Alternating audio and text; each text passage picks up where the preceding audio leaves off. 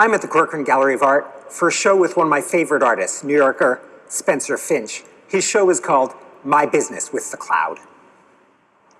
Spencer Finch is one of the strangest artists I know, which is what makes him so good. There's no one else who's ever done quite like what he does. This piece is called Passing Cloud, and it's in the Corcoran Rotunda, one of the nicest spaces in the whole museum. So what Spencer Finch has done here is try to recreate, with this tangle of theatrical gels, the light there would have been on a street corner at Vermont and L Streets in Washington in 1863 when Walt Whitman sat there waiting for his hero, Abraham Lincoln, to pass by on a hot July day.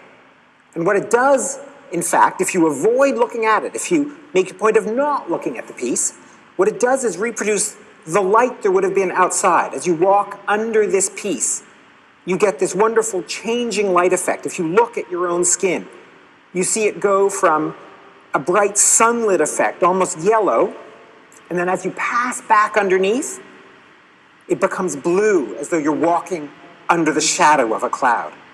If the Rotunda piece was complicated, this piece, called Open Cloud, is almost bewilderingly baffling. The standard line on modern contemporary art is that a child of 6 could do it. But that's simply not even close to being true with Spencer Finch's work with Open Cloud. Look how beautifully engineered this complicated object is. Each of these joints is hand-welded to produce the overall effect. This is actually high-tech work masquerading, in a sense, as modernist simplicity. This is one of my favorite Spencer Finches. It's called Sun in an Empty Room. And what it represents is a wall in his studio and all the different colored lights that fall across it as the sun enters the room across the month of September. This piece is called Jet Stream over North America, and it represents about 10 days worth of forecasts for where the jet stream might end up as it crosses the continent.